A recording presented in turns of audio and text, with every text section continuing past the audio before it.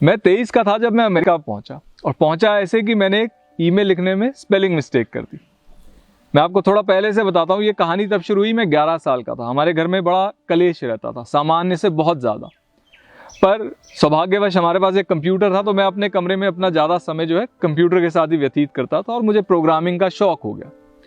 बाद में यही शौक पेशे में तब्दील हो गया, और कॉलेज के साथ साथ मैंने फ्रीलांस काम करने शुरू कर दिए। तो मैं प्रोजेक्ट्स वगैरह ले लेता था, तो मेरी एक एक्स्ट्रा पॉकेट मनी बन जाती थी। मैं 21 का था, तब मैं कुछ क्लाइंट्स को ईमेल लिख रहा था कि भाई ये मेरे नए प्रोजेक्ट्स हैं, आपके पास इससे रिलेटेड कुछ काम है तो आप मुझे बताइए। काम अक्सर मैं ढूंढता रहता था। तो मेरे एक क्लाइंट हुआ करते थे Brint.com पे, वहां पे मैंने टी की जगह गलती से के लिख दिया। तो ये ईमेल पहुंची डैनी को। डैनी एक फिल्म मेकर है जो एरिजोना में रहता था। तो ये केविन स्पेसी की वेबसाइट बना रहा था, और उसको मेरा काम अच्छा लगा। तो उसने कहा कि देखिए, मैं आपको जानता नहीं, मुझे नहीं पता आप किसको ढूंढ रहे हैं, पर मेरे पास ये फला फला काम है, आप ये करेंगे तो मैं आपको इतने डॉलर घंटे के दे दूंगा। तो अंधा क्या मांगे दो आंखें। मैंने कहा कि जी बिल्कुल, इतने पैसे के लिए तो मैं कुछ भी कर दूंगा, जो मुझे नहीं आता वो मैं सीख के कर दूंगा। तो वहां से डैनी और हमारे रिश्ते की शुरुआत हुई।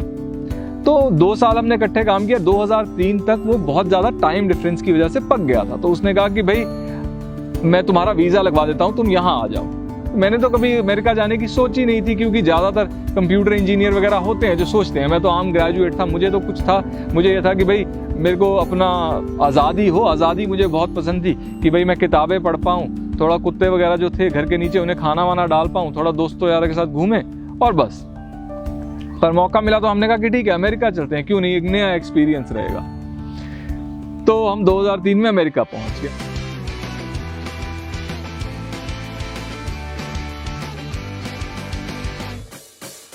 वहां पहुंचे तो जो सबसे बड़ा फर्क था कि भारत में तो मैं आजाद था, मैं चाहे काम करने से मैं नहीं घबराता था, पर यह था ना कि अपनी शर्तों पे काम करता था। चाहे 2 नाइट लगा ली, फिर उसके बाद 2 दिन काम नहीं किया।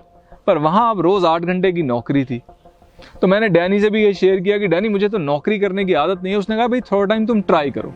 हम लोग एक सॉफ्टवेयर बेचा करते थे, और हमने कह रखा था कि भाई एक्सीलेंट कस्टमर सर्विस के लिए कि हम आपको 6 घंटे में डिलीवर कर देंगे। तो मैं इससे उकता गया, तो मैंने एक और सॉफ्टवेयर लिखा कि जिससे जो सारा जो प्रोसेस है कि पेमेंट आनी, सॉफ्टवेयर का जाना, ये ऑटोमेट हो जाए।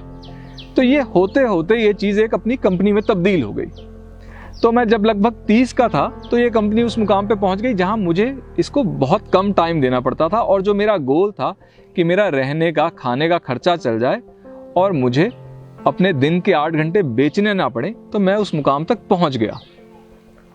उस मुकाम तक पहुंच गया। मेरा लाइफस्टाइल कुछ ऐसा था, मैं एक अच्छे नेबरहुड में, हिस्टोरिक डिस्ट्रिक्ट था, वहां हमने घर ले लिया। वहां से सुबह निकलता, मैं एक कैफे में जाता, थोड़ा टाइम लाइब्रेरी स्पेंड करता, किसी अच्छी जगह लंच करते, घर आता, थोड़ा टीवी देखा, एक्सबॉक्स खेला, घूमने चले गए, कहीं थाई रेस्टोरेंट खाने चले गए, सो गए, अगले दिन रिपीट। तो मजे तो बहुत आ रहे थे, पर मैं खुश नहीं था। तो मैंने कहा यार अब करें तो क्या करें। थोड़ा मैंने आसपास वालों को देखा, तो देखा भाई लोग क्या है, अपने आप को गोल देते हैं। अब कई लोग तो जो है वो उस गोल तक पहुंच नहीं पाते, वो एक ट्रेडमिल में फंसे रह जाते हैं, जिसे आप रैट रेस कहते हैं, उसमें फंसे रह जाते हैं, और इसमें उनकी जिंदगी खत्म हो जाती है। कई लोग होते हैं सौभाग्यशाली होते हैं, भगवान की कृपा से अपने दिए हुए गोल पे पहुंच जाते हैं। अब जब वो उस गोल पे पहुंच जाते हैं, तो मैंने देखा कि वो अपने आप को फिर एक उस गोल पोस्ट को आगे कर देते हैं। वो एक और बड़ा गोल देते हैं अपने आप को कि बेटर घर, बेटर शहर, बेटर गाड़ी, बड़ा बिजनेस।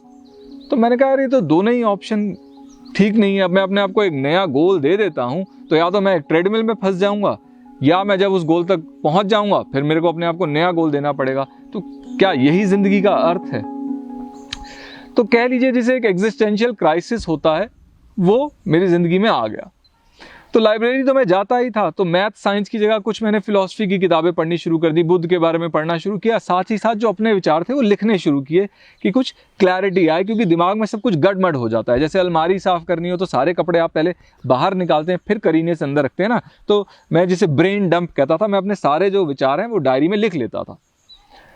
तो वहाँ से मुझे एक थोड़ी एक छवि सी उभरती हुई दिखाई दी कि यार ये जो भी मैं मज़े कर रहा हूँ उसमें मेरे को खुशी इसलिए नहीं मिल रही क्योंकि इस मज़ों की कीमत जो है कोई और चुका रहा है।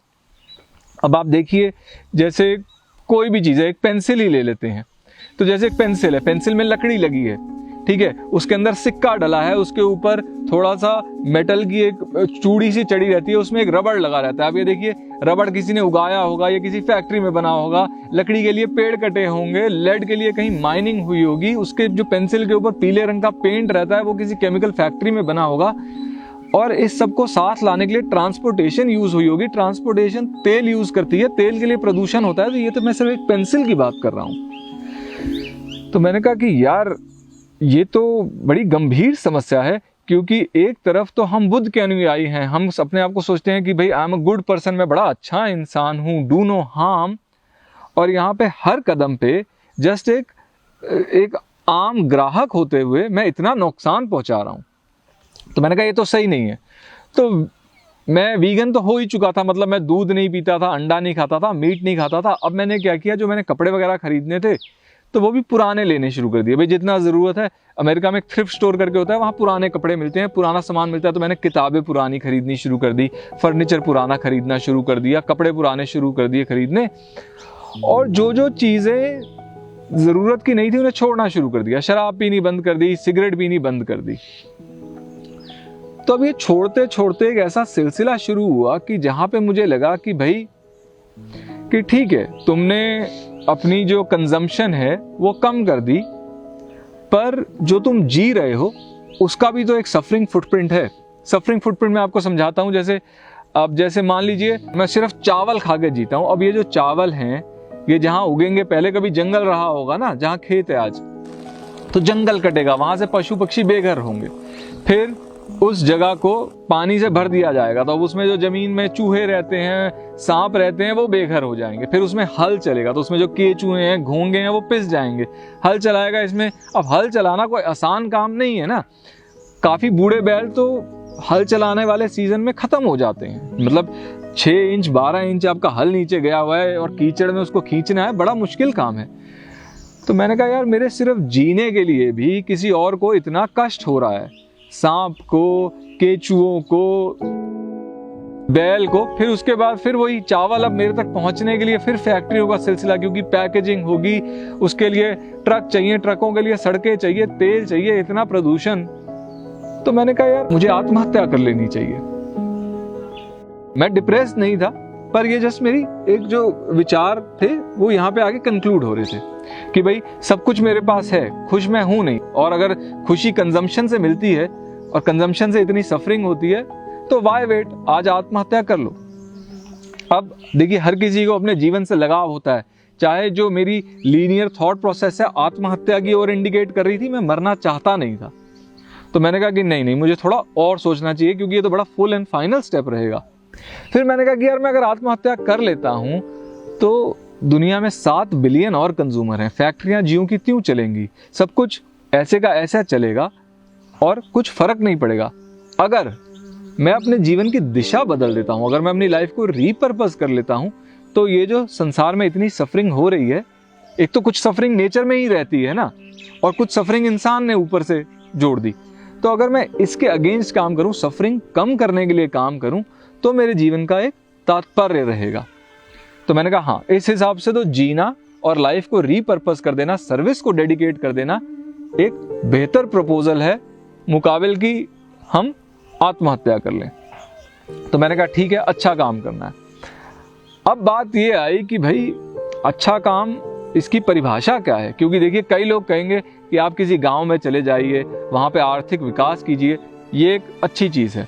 पर मैंने कहा कि मान लेते हैं मैं किसी गांव जाता हूं, उसका आर्थिक विकास करते हैं, और मान लेते हैं आर्थिक विकास में मुझे इतनी कामयाबी मिल जाती है कि मैं उस गांव को न्यूयॉर्क सिटी में तब्दील कर देता हूं, तो क्या मैंने अच्छा काम किया होगा? दुनिया में एक और न्यूयॉर्क सिटी है, क्या ये असल में एक अच्छी चीज है?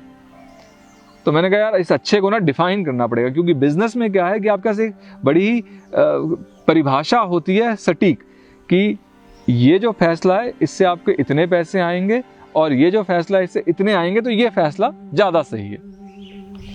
तो मैंने कहा कि यार हमें कोई पैमाना ढूंढना पड़ेगा जो एकदम यूनिवर्सल हो, दुनिया में सब पे अप्लाई करता हो।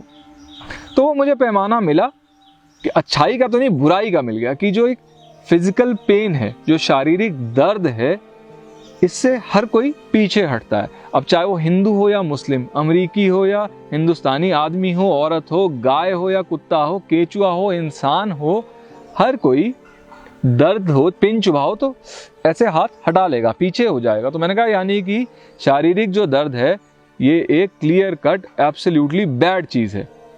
तो यानी कि शारीरिक दर्द को हम खत्म करें तो ये एब्सोल्युटली गुड है। तो मुझे अपनी परिभाषा मिल गई। अब ये जो मेरा एग्जिस्टेंशियल क्राइसिस था, इसको लेके डॉक्टरी सलाह तो ये थी कि एंटी डिप्रेसेंट्स ले लो और इसको दबा दो। पर मैंने ऐसा नहीं किया, मैंने इसे एम्ब्रेस किया और मैंने भारत का रुख किया। मैंने कहा कि भाई भारत में जब लोग हैं, जब वो सत्य की खोज में निकलते थे तो वो पहाड़ों की ओर चले जाते थे। मैं अमेरिका में हूं तो मैं भारत की ओर तो चलूं। तो मैं यहाँ आया। अब यहाँ मैं अलग अलग चीजें ट्राई कर रहा था तो मुझे ध्यान आया कि जब मैं छोटा था तो मैं ऑरोविल नामक एक शहर है उससे बड़ा प्रेरित था। मेरे पिताजी ने वहाँ काम किया था तो मैं वहाँ जाना चाहता था और मैं वहाँ कभी गया नहीं। तो मैंने कहा चलिए वहीं चलते हैं, शायद वहाँ पे मुझे कोई जवाब मिले। मैं इस समय 32 का था, 2012 अगस्त की बात है। तो मैं ऑरोविल पहुंचा, वहाँ मैंने एक पोस्टर देखा।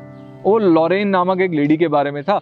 वो 60 साल से ऊपर थी, बहुत बीमार रहती थी और वो 40 से 60 कुत्तों की मदद कर रही थी। अब उनके पास पैसे भी नहीं थे। वो जो रेस्टोरेंट वगैरह है वहां से जूठन इकट्ठी करती थी और उसको साफ करती थी कि भाई इसमें किसी ने प्लास्टिक का फोर्क तो नहीं डाल दिया, गलती से साबुन या कागज तो नहीं आ गया, और फिर ये कुत्तों को खिलाती थी। तो मैंने लॉरेन की मदद करनी शुरू की और लॉरेन ने मुझे प्रेरित किया। और मैं जो मेरा बचपन का एक सपना था कि मैं जानवरों की मदद करूं। मैं जब जानवर कहता था बचपन में, मेरा मतलब था गली के कुत्ते, कि भाई मैं उनको खिलाऊं, उनकी मदद करूं। लॉरेन के साथ कुछ महीने काम करने के बाद मैं वापस दिल्ली आया। तो मैंने भी अब कुत्तों को खाना वगैरह खिलाना शुरू किया और किसी को अगर चोट लगी होती थी तो थोड़ा खुद ट्रीटमेंट किया या थोड़ा संजय गांधी करके हमारे घर के पास एक शेल्टर है, वहां ले जाते थे। अब मुझे पता था कि भाई मैं एक एक की मदद कर रहा हूँ, कोई बड़ा महान काम नहीं कर रहा। मुझे पता था कि हर एक के पीछे दसियों लाखों ऐसे जानवर हैं जिनकी मदद नहीं हो रही, जो दड़बे में मुर्गियां बेचारी होती हैं, जो गाय कहीं छोटी रस्सी पे बंधी हैं। पर मैंने कहा कि भाई ये जो पहाड़ जैसी समस्या है जिस बारे में तुम कुछ नहीं कर सकते, उस बारे में मत सोचो, जो कर सकते हो उस पर फोकस रखो। तो वो मैंने रखा। अब इसी के साथ साथ एक चाहत थी, ये काम से रिलेटेड नहीं था, एक चाहत थी, एक रोमांटिक सपना कह लीजिए कि भाई शहर में नहीं रहना, शहर से बाहर रहना है। तो मैं जमीन भी खोज रहा था। तो वो जो जमीन की खोज थी, हमने घर बनाने के लिए पैसे इकट्ठे कर रखे थे। एक दिन एक दिमाग में आइडिया आया कि यार हम यही करते रहें, हम रेस्क्यू करें, हम जानवरों की मदद करें, पर इस तरह करें अगर कि और लोग भी प्रेरित हों, और लोग भी हमारे साथ जुड़ जाएं, तो ये ही चीज कितने बड़े स्केल पे की जा सकती है। क्योंकि मैं अपनी लाइफ की दिशा से तो खुश था और बिल्कुल सेटिस्फाइड था, पर जो मेरा इम्पैक्ट था ना, जितना मैं डिफरेंस कर पा रहा था इन जिंदगियों में, उससे मैं पूरा सेटिस्फाइड नहीं था। तो ये दोनों चीजें कंबाइन करके पीपल फार्म का आइडिया आया कि ठीक है, हम घर बनाएंगे, शहर से बाहर बनाएंगे, पर उस घर का मकसद ये नहीं होगा कि हमारा मास्टर बेडरूम हो, स्विमिंग पूल हो, मीडिया रूम हो जिसमें खूब बड़ा टीवी लगा हो, मतलब हम एकदम फार्म हाउस में रहें। नहीं, हम उसमें स्विमिंग पूल की जगह काउ शेड बनाएंगे, हम मास्टर बेडरूम की जगह क्लिनिक रखेंगे, हम एक मीडिया रूम की जगह वॉलंटियर्स के लिए कमरे बनाएंगे। तो यहाँ से पीपल फार्म की शुरुआत हुई। तो 2014 में दिसंबर 9 की बात है, हम यहाँ आए और हमने कंस्ट्रक्शन शुरू की। तो पहले तो बिल्कुल एकदम जंगली सा था, यहाँ पे लोग कूड़ा वगैरह फेंकते थे, कॉर्न का, मक्की का एक पैच था जो अबैंडन सा था। हमने इस जगह को साफ करना शुरू किया, पहले बाउंड्री वॉल लगानी शुरू की। जब हम दिल्ली से आए तो हमारे साथ 4 कुत्ते थे, जब यहाँ पे पहुंचे 2 कुत्ते और रेस्क्यू कर लिए, एक खच्चर रेस्क्यू कर लिए, एक बैल रेस्क्यू कर लिया। अब कुछ भी हमारे पास था नहीं, तो तिरपाल वगैरह लगा के हमने इनको रखने की जगह बनाई। हम खुद एक ऐसे कच्चे घर में रह रहे थे जहाँ पानी वगैरह भी बाल्टी से भर के लाना पड़ता था। तो इस तरह पीपल फार्म की शुरुआत हुई। मैं आपको एक मजे की बात बताता हूँ। मैं 21 का था तो मैं खुश होने के लिए टीवी की ओर देखता था कि भाई टीवी पे जो ये लोग हैं बड़ा खुश दिखते हैं, ये क्या कर रहे हैं, ये क्या पहन रहे हैं, ये सिगरेट कैसे पीते हैं, ये खाना क्या खाते हैं, ये दिखते कैसे हैं। और मैं उसको रूबरू कॉपी करने की कोशिश करता था। सिगरेट भी उसी स्टाइल से पीता था, उठता बैठता भी था उसी तरह से, वैसा ही दिखने की कोशिश भी करता था। बचपन से मुझे था कि मैं अच्छा इंसान हूं, मुझे पता था डू नो हार्म, पर टीवी से प्रेरित होकर बहुत ज्यादा मैं कंजम्पशन के पीछे भागता था। टीवी ने मुझे यकीन दिला दिया था कि consumption is the way to happiness, ये तुम कंज्यूम करोगे तो ही तुम हैप्पी होगे। और मुझे लगता है कि हमारे अंदर एक खोखलापन होता है जिसको हम कंज्यूम करके भरने की कोशिश करते हैं। तो अब खैर फिलहाल ये मेरा भ्रम तो टूट चुका था, और जब मैंने ये कंजम्पशन छोड़ के अपने से बड़ा एक मुद्दा चुना जीने के लिए, तो ऐसा लगा जैसे कि किसी ने मेरा हाथ थाम लिया और उस हाथ की मदद से मैं उस खड्डे से बाहर निकला हूं। और कंज्यूम ना करना और अच्छे काम करना दोनों ही साथ साथ चलते हैं, बड़ा ही हैंड इन हैंड चलते हैं, क्योंकि जब आप अच्छे काम करते हैं तो आपके पास टाइम ही नहीं बचता कि आप कंजम्पशन के बारे में सोचें, तो वो खोखलापन रहता ही नहीं जिसे आप भरने की कोशिश करते हैं। तो अब ये जो चेंज है, ये जो बदलाव मेरी जिंदगी में आया, ये आसान नहीं था, क्योंकि होता क्या है, समाज के प्रेशर के चलते, टीवी के चलते, फैशन के चलते हमारा दिमाग प्रोग्राम सा हो जाता है। हम ये जो कंफर्ट है, कन्वीनियंस है, प्लेजर है, मतलब जो सुविधाएं हैं और जो मजे करने की प्रवृत्ति है, इसको खुशी से जोड़ना शुरू कर देते हैं। मतलब ये चीजें हमें खुश करती नहीं है, पर हमें लगता है ऐसा कि ये चीजें हमें खुशी देती हैं, तो हम वो चीजें करते हैं जो हमें अच्छा महसूस कराती हैं बनिस्बत की वो जो चीजें अच्छी हैं।